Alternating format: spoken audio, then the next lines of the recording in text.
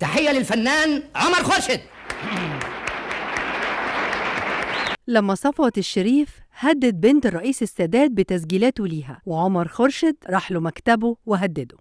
من صفوت الشريف وصلاح نصر لعمر خورشيد وحمايته لبنت السادات قبل ما يتعمل فيها سيناريو سعاد حسني تاني. في يوم صفوت الشريف كان قاعد في مكتبه في التلفزيون واتفاجئ بالموسيقار عمر خورشيد داخل عليه، ومن غير ولا سلام ولا كلام قال له: سعاد تاني؟ لا. فاهم يا صفوت؟ والحكاية إنه بعد موت عبد الحليم حافظ، سعاد حسني بقت في حماية عمر خورشيد بسبب علاقاته القوية اللي وصلت للرئيس السادات شخصيا، وزي ما عبد الحليم كان بيحميها من صلاح نصر رئيس المخابرات، عمر خورشيد بقى مسؤول عن حمايتها من صفوت الشريف وعمايله. ولما عرف إنه رجع يضغط عليها بشرايط جديدة، راح لحد عنده وهدده، وصفوت قرر انه ينتقم. وعن طريق معارفه مع بعض الصحفيين والفنانين نشر خبر ان عمر خورشيد مرتبط بجيهان او نانا بنت السادات الصغيره، واللي ساعد ان الاشاعات دي تنتشر ان السادات اخذ معاه عمر خورشيد امريكا وقت عقد اتفاقيه السلام، وخلاه يعزف جوه البيت الابيض في الحفله اللي اتعملت وقتها، وكان الفنان الوحيد من ضمن الوفد المصري. ومش بس كده، ده صفوت الشريف كمان راح لسيادة الرئيس وحكى له عن الإشاعة، وطلب منه كمان إنه يسيب له الموضوع وهو هيحله ويتصرف مع الولد الفاسد ده زي ما وصفه. والسادات قال له: اتصرف بس في حدود القانون يا صفوت.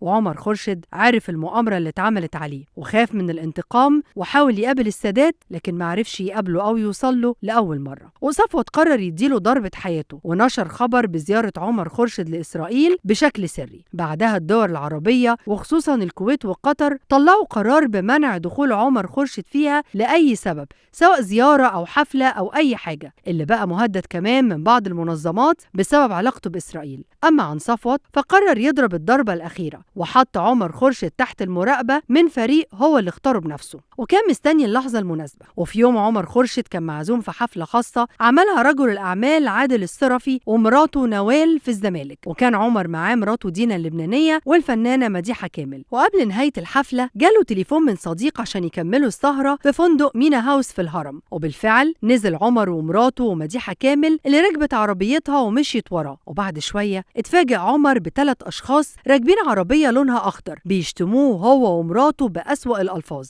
وبعدها خبطوا له عربيته الجديدة ووقفوا قدامه عشان يستفزوه. وعمر فضل يطاردهم على طول شارع الهرم على سرعة 130 كيلو، وقدام مطعم خريستو العربية الخضراء كسرت عليه، فعجلة القيادة اختلت من ايده وخبط جامد في الجزيرة الوسطى هناك لدرجة ان جسمه طار من الازاز وحصل له ذبح في رقبته. وبعدها ال3 أشخاص اللي كانوا في العربية الخضراء نزلوا وتأكدوا من موته، وفي ثواني اختفوا. والشرطة بدأت تحقق، وفي شهود قالوا مواصفات العربية وشخص كان جواها، ومواصفات الشخص ده اتطبقت مع شاب سعودي عايش في مصر وكان بيدرس في كلية الحقوق اسمه أحمد فهد عبد الرحمن. ولما الجرايد نشرت مواصفات العربية دي وأوصاف المتهم الشاب السعودي، قرر يروح يسلم نفسه، وقال للنيابة إنه كان ماشي في الطريق عادي وقابل عمر خورشيد ومديحة كامل، وشاور لعمر خورشيد بإيده من العربية، لا اتنرفز قوي وبدأ يسابقه بالعربية بسرعة كبيرة. ولما النيابة سألته: طيب ولما انت كنت ماشي عادي ما وقفتش ليه لما خبط؟ رد وقال لهم: انا ما اعرفش انه خبط، انا فضلت ماشي لحد ما وصلت لطريق اسكندريه ومشيت بعدها، ولما عينوا العربيه بتاعته فعلا ما لقوش اي اثار لخبطات فاخلوا سبيله. واتأيدت القضيه بتاعه قتل عمر خورشيد ضد مجهول. الغريبه هنا بقى ان صفوت الشريف كان اول واحد في عزا عمر خورشيد، يعني يقتل القتيل ويمشي في جنازته.